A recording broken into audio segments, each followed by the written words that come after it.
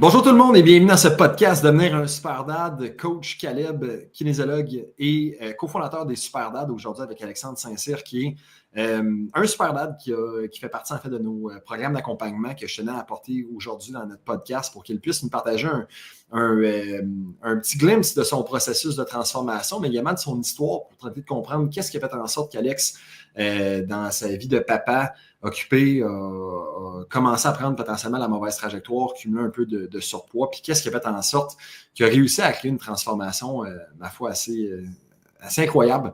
Fait que, Alex, premièrement, merci d'être avec nous autres aujourd'hui puis de vouloir partager ton histoire. Pourrais-tu juste commencer en fait par te présenter, nous dire qui t'es, qu'est-ce que tu fais dans la vie, d'où est-ce que tu viens, à quoi ressemble un peu ta vie familiale et personnelle? Ouais, moi, dans le fond, Alexandre Saint-Cyr, j'ai 35 ans. Je suis père de 3 enfants. Je travaille dans le monde des mines. Je viens de l'Abitibi, fait que c'est typique de ce coin-là.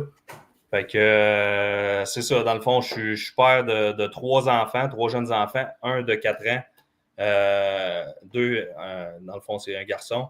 Après ça, j'ai 2 filles plus vieilles là, de 7 et 8 ans. Donc, j'ai pas chômé là, depuis qu'on a commencé à avoir des enfants. Fait que c'est ça, là, dans le fond. Tu parlais en fait, Alex, que tu travailles dans les mines, puis c'est pas quelque chose en fait que moi je connais personnellement.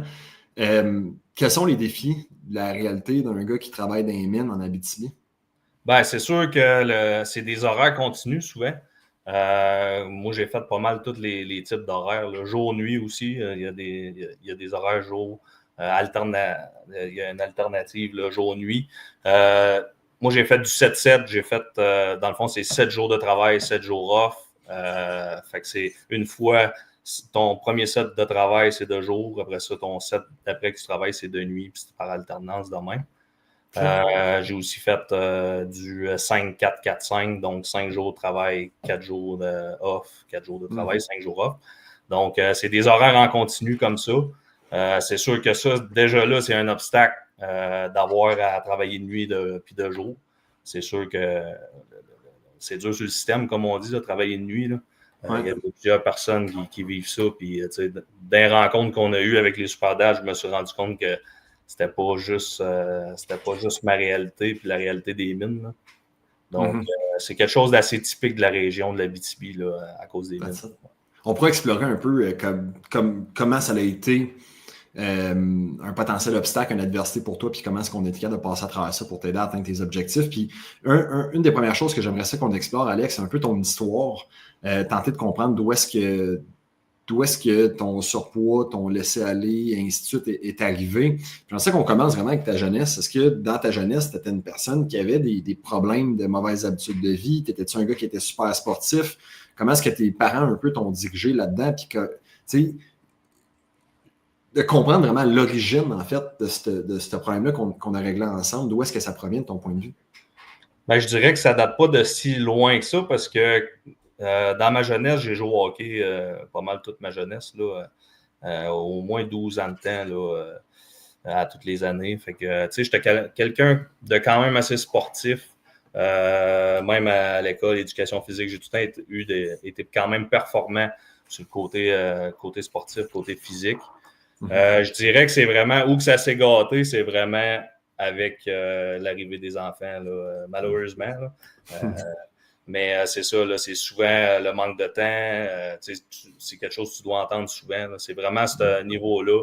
Manque de temps en étant parent, la fatigue. Hein, il y a beaucoup de fatigue aussi. Les nuits sont courtes. C'est sûr que là, on devient plus fatigué, donc on a moins d'énergie, donc on a moins envie de bouger et de faire de l'exercice. Ça, c'est sans compter le métier que j'ai présentement. Là, en travaillant dans les mines, bon, c'est des longues journées. Donc, quand on arrive à la maison, mais souvent, on est fatigué.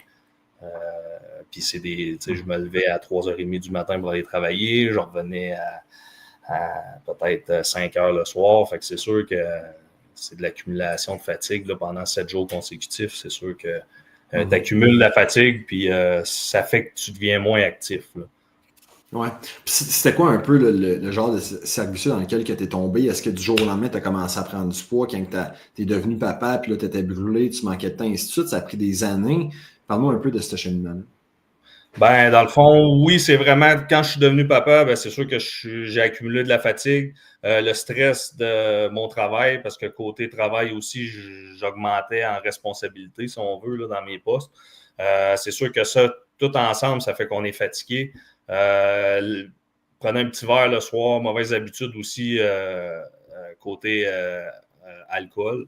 C'est sûr que ça ne l'aidait pas. Tu sais, c'était rendu que j'avais des mauvaises habitudes. À prendre un petit verre le soir là, à la fin de mon chiffre pour décompresser. Ça l'embarque aussi dans la motivation. Ça participe aussi au manque de motivation que j'avais. Aussi, moins de temps pour me faire à manger. Donc, plus facile de commander au restaurant. Puis souvent au restaurant, ben, si on ne fait pas les bons choix, c'est sûr que c'est facile là, d'accumuler, de devenir en surplus calorique. Ouais.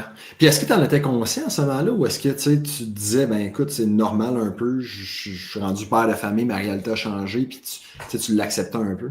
Ben, je dirais, non, je le savais que c'était des mauvaises habitudes que j'avais, mais j'ai comme fini par normaliser ça un petit peu. Ce qui a fait que ça s'est accumulé avec les années. Puis c'est sûr que là, ben, je prenais du poids. Puis j'ai essayé, tu sais, j'ai essayé plusieurs fois tu sais, j'avais la mentalité que plusieurs ont de manger le moins de calories possible pour prendre le moins de poids possible, pour en perdre. Mais tu sais, en faisant partie du Super Dad, j'ai appris que c'est pas la recette qu'il faut mettre en place. Donc, c'est ça. Là. Fait que j'ai essayé des affaires. Je faisais des diètes très, très restrictives. Donc, oui, je perdais du poids, mais je n'étais pas capable de le tenir. Là. C'était ça le gros problème. Fait que, un moment donné, ben, je n'étais plus capable de le faire. Fait que je retombais dans mes mauvaises habitudes. Je reprenais du poids. Puis souvent, j'en reprenais encore plus de mon surplus poids que j'avais avant de faire Ouais. Puis avec les connaissances en fait que tu as accumulées avec les Super Dads, maintenant que tu es sorti un peu de ce service-là, de manger vraiment moins, de faire des diètes restrictives, de leur prendre, qu'est-ce que tu réalises qui te manquait ou qui clochait, que tu faisais pas bien à ce moment-là? Ben, il me manquait, c'est sûr qu'il me manquait un petit accompagnement. Il me manquait des connaissances, ça c'est sûr, parce que comme j'ai dit, en suivant avec vous là, les super dads, c'est sûr que j'ai appris que c'est pas nécessairement en mangeant le moins de calories qu'on va perdre du poids sur une longue durée, là, par exemple. Fait que c'est surtout ça, là. C'est surtout ça que j'ai appris. Ouais. Puis tantôt, tu as dit quelque chose, je vais revenir dessus, tu as dit je le normalisais d'avoir des mauvaises habitudes. Pourquoi? Ou qu'est-ce qui t'apportait à le normaliser? Ben, je pense qu'il y a un côté de société aussi là-dedans. Là, quand on devient père, la trentaine, la bedaine, puis c'est comme peut-être un peu normalisé, puis le monde en rit un peu, mais c'était rendu, j'avais pas de problème de santé nécessairement, mais je voyais que ça s'enlignait vers là. Puis c'est ça, là, c'est normalisé, c'est comme normal qu'à 30 ans, t'es père de famille, tu bois ta bière le soir, puis t'as une bedaine de bière, puis c'est correct, c'est accepté. C'est plus sur ce côté-là là, que je voulais dire en disant normalisé. Ouais. Puis tu sais, t'es clairement pas le seul, right? Peut-être que tu te dis, ouais. Mais à la fin de la journée, 70% de la population de nos jours sont en surpoids, puis clairement, quand on a des défis, des adversités en tant que père de famille, ben tous les autres pères aussi en ont, mais pourquoi ne pas normaliser le fait qu'il y en a des super dads, puis il y en a qui, malgré ces adversités-là, passent quand même à travers de ça. Ben écoute, tu as su utiliser ces excuses-là comme des raisons pour le faire malgré tout. Puis j'aimerais ça que tu nous expliques, avant de te joindre au super dad, où est-ce que tu étais rendu dans ton processus? Combien est-ce que tu pesais? C'était quoi les répercussions que tu avais dans ton quotidien, les choses que tu n'aimais pas, tant au niveau personnel qu'au niveau des limitations physiques, peut-être que l'impact que ça avait dans d'autres sphères de ta vie également? Ben, c'est sûr que, premièrement, j'étais rendu à 235 livres, ce qui est quand même un bon surplus de poids. C'est sûr que j'avais moins d'énergie, je dormais moins bien, je jouais avec mes enfants, je trouvais, j'étais essoufflé à rien, moins de confiance en moi, c'est sûr, quand tu as un surplus de poids, ben, c'est sûr que ça joue sa confiance, là. Sur ce côté-là, c'est sûr que ça paraît. C'est ça, là, c'est vraiment. J'avais de la misère à suivre mes enfants quand ils jouaient, puis la confiance. C'est surtout ça le plus gros problème que j'avais. Ouais. de voir la trajectoire que ta vie prenait à ce moment-là, de voir que tu commençais à avoir la difficulté à suivre tes enfants comme que tu le voulais, comment tu te sentais à ce moment-là? Ben, personnellement, je trouvais qu'à 35 ans, c'était pas normal. À cet âge-là, tu es supposé, justement, tes enfants sont jeunes, tu veux être présent, tu veux suivre, les suivre dans leur sport, dans leurs activités. Tu veux pas être lui qui reste, qui les regarde faire et qui participe pas. Là. Puis c'est l'exemple aussi, c'est sûr que je veux lui montrer un bon exemple. C'est rendu que mon petit bonhomme, il vient des fois s'entraîner avec moi avec les petits 5 livres. Puis, c'est l'image qu'on envoie à nos enfants aussi. Là. Ça, c'est important. Là. Puis, y a-tu eu un moment ou un élément déclencheur qui a fait en sorte que tu t'es dit là, c'est assez, je dois faire le cas pour changer?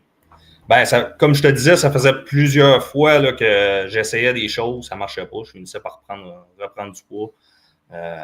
Ça me prenait un coup de pied dans le derrière aussi. Là, quand j'ai vu l'annonce des Super Dads, j'ai eu le feeling que c'était mon coup de pied dans le derrière que ça prenait.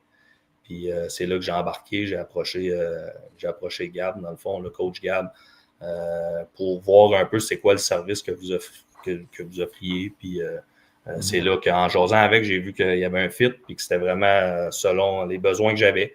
Puis c'est ce qui m'a donné le goût d'embarquer. Là. That's it. Fait que tu as commencé ton processus à 235 livres, tu manquais d'énergie, tu manquais de confiance, tu avais déjà essayé plusieurs fois par le passé, ça n'avait pas fonctionné de manière durable. Dis-nous, aujourd'hui, tu es passé de combien à combien de poids est-ce que tu as perdu, puis quels sont en fait les plus grands bienfaits que tu es capable d'en retirer maintenant, d'avoir passé à travers ce processus-là puis changer ta réalité? Ben là, je suis le plus bas que j'ai baissé, c'est 198. Okay. Moi, mon target, c'était vraiment 190. J'ai pogné un palier un moment donné, là, on l'apprend là, que c'est normal là, d'appeler ça la lune de miel, là, je pense. Là, quand tu perds énormément de poids au début, c'est normal. Après ça, tu perds un certain palier. Ben là, je suis pas mal rendu dans ce palier-là.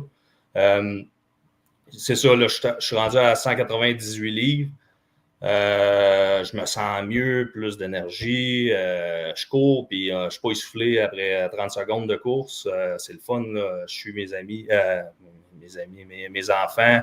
C'est vraiment, c'est plus agréable, plus de confiance en moi, plus de force aussi, parce que oui, il y a la perte de poids, mais il y a l'entraînement physique aussi qui vient aider tout ça. Là, ouais.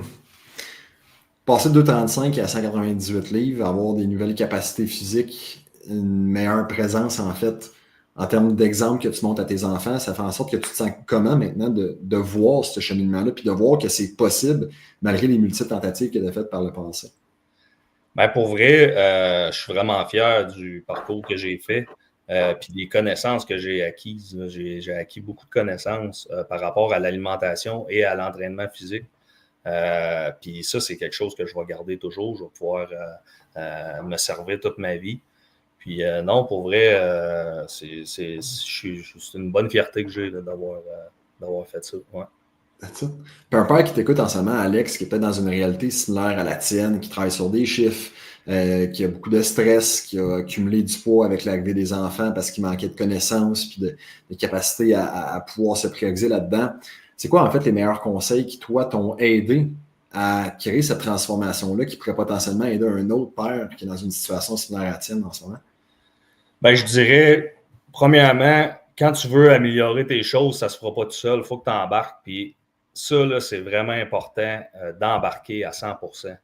Quand mettons, là, quand j'ai décidé de faire le move, là, j'ai décidé d'embarquer, de suivre à la lettre exactement les calories que je prenais, les activités physiques. Puis c'est important de vraiment suivre. Puis ça marche, ça fonctionne, c'est sûr, certain. Il faut juste avoir le minding. Il faut que tu veuilles que ça marche, il faut que tu embarques, il faut que tu mettes les efforts pour, parce que ça ne se fera pas tout seul. C'est pas juste en t'inscrivant et en laissant ça aller que ça va se faire. Mm-hmm. Mm-hmm. Puis concrètement, ton mode de vie aujourd'hui, parce qu'il y a des personnes de l'extérieur qui disent, là, ils ont entendu le terme calories, ils ont entendu l'entraînement. À quoi ressemble en fait ta réalité en ce moment? Puis quelles sont les actions, les habitudes que tu mets en place sur une base quotidienne qui t'ont permis de te débarrasser de plus de 35 livres, là, puis regagner en énergie, en forme, en confiance? Ben, tu sais, mon travail, moi, il m'amène beaucoup à manger au restaurant, par exemple. je m'empêche pas, je me prive pas. C'est ce que j'aime. C'est ce que j'aime de ce programme-là, c'est que je me prive pas. Il faut juste que je contrôle. Je contrôle ce que je mange. Puis ça me permet de ne pas sentir que je me prive. C'est vraiment ça le mot. Là. Je ne me sens pas privé là, quand je mange. Peu importe ce que je prends, je vais juste le gager pour la fois d'après. Si je décide de manger une poutine un midi, parce que je suis rendu là, j'ai envie de manger une poutine, ben, je vais en manger, mais je vais m'arranger qu'au souper. Je m'arrange de balancer pour être sûr d'arriver dans mon apport calorique de la journée. Fait que c'est le côté le fun de ça, c'est que c'est pas nécessairement de se priver de perdre du poids. C'est ce qu'on appelle la flexibilité alimentaire. Où est-ce qu'on est capable d'avoir une certaine flexibilité, puis si on dépense un peu plus, en d'autres mots, on va venir consommer plus de calories au déjeuner ou au dîner, ben, on le sait qu'on va avoir des choix à faire parce que notre budget reste le même. Exact. Mais tant ou son temps que tu respectes ton budget, tu peux manger littéralement ce que tu veux. Oui, il va y avoir des choix qui vont être plus judicieux que d'autres, mais je pense que l'être humain, puis surtout l'homme, veut qu'est-ce qu'il ne peut pas avoir. Puis à force de tout le temps être dans la restriction, de ne pas pouvoir manger une poutine, de ne pas pouvoir boire une bière, ainsi de suite, bien, ça fait en sorte qu'on tombe dans un cercle vicieux où est-ce qu'on va se restreindre au point tel que l'élastique est tellement étiré que quand il snap puis on va l'échapper pendant pas juste un repas, mais souvent pendant une journée, voire même plusieurs jours, qui fait en sorte que là, on n'est jamais capable de créer des changements durables. Donc, la flexibilité nous permet de venir développer un mode de vie qu'on sait qu'on va être capable de maintenir à tout jamais. Pour nous, de l'entraînement, tantôt, tu parlais en fait que, tu sais, déjà, tes enfants ont commencé à soulever des petits poids, ainsi de suite. Quel est l'impact que tu as pu voir dans ta sphère familiale, relationnelle, de te prendre en main, de faire des choix plus judicieux? Ben, c'est sûr que de montrer cette image-là à mes enfants, mais mes enfants, ils ont le goût de bouger plus. Puis, tu sais, juste mon minding, les activités qu'on fait, on a plus. Tu sais, même à la place d'aller au cinéma écouter un film, puis on le fait encore, puis on le fait régulièrement pareil, mais on va essayer de trouver des activités pour nous faire bouger parce que moi aussi, j'ai le goût de bouger. Puis, fait que c'est sûr que ça nous amène à trouver des activités qui bougent plus pour les enfants. Fait que tout le monde en trouve son compte là-dedans. Ça, c'est un exemple que toi, tu leur donnes, que plus tard, eux également vont déjà avoir développé ce réflexe-là. Oui, exact. Que si tes enfants commencent à 5 ans, 7 ans, 9 ans à avoir des saines habitudes de vie, à comprendre un peu comment est-ce que l'alimentation, la santé, l'épanouissement, ça fonctionne, ben, ça va être ancré dans qui ils sont. Quand ils vont être rendus, qu'ils vont déménager de chez vous, puis qu'ils ne vont plus être dépendants de toi comme qu'ils le sont en ce moment, ben, ils vont être capables de garder un peu là, ce genre de patrimoine génétique-là. On parle tellement de patrimoine génétique, je suis en surpoids parce que mes parents l'étaient, mais pourquoi est-ce qu'on ne parle pas de patrimoine génétique en termes d'habitudes et de standards que nos parents entretenaient envers eux-mêmes, qui là, eux, ben, parce qu'on l'a vu, ben, finissent par avoir des impacts bénéfiques dans la vie de nos jeunes. Fait que, je te félicite pour ça. Puis, en terminant, Alex, tu es un gars qui a essayé plusieurs fois par le passé, qui attendait pendant un certain moment que de se prendre en main, puis attendait la bonne opportunité. Puis finalement, tu es tombé sur les Super Dads. Puis si, en fait, tu avais à réécouter le podcast que tu es en train d'enregistrer en ce moment, mais avant de te joindre aux Super Dads, qu'est-ce que tu aurais, en fait, à dire à ce gars-là ou à d'autres gars qui t'écoutent présentement, qui se questionnent, mais qui ont également des adversités, qui sont occupés, qui ne savent pas par où commencer, puis que, en fait, on le sait, là, la réalité d'un père de famille, c'est pas, la vie n'est pas rose. Là. Qu'est-ce que tu lui dirais, en fait, face à son devoir de passer à l'action puis de prendre le contrôle de sa situation dans le but de devenir un super dad? Ben, pour vrai, comme je disais tantôt, il faut vraiment que tu embarques. Il faut que tu embarques à 100%. Puis je garantis que si on embarque à 100% dans le processus, c'est sûr et certain qu'il y a énormément d'effets bénéfiques. Oui, il y a la perte de poids, mais il n'y a pas juste ça. Là. Tout ce que ça l'entoure autour, comme je dis, les enfants, l'énergie, tout est bénéfique là, par rapport à ça. Fait que, moi, ce que j'aurais comme conseil à dire, c'est fonce tête baissée, comme vous dites tout le temps, all-in. Il faut que tu rentres all-in là-dedans, puis c'est sûr et certain que tu retires des effets bénéfiques. Merci, Alex, d'avoir pris le temps de partager ton histoire. Je tiens à te féliciter pour ta transformation, ton cheminement, puis la personne que tu es devenue, puis que tu es en train de devenir encore. Puis j'ai juste hâte de voir qu'est-ce que le futur te réserve. Merci, Caleb. Yes.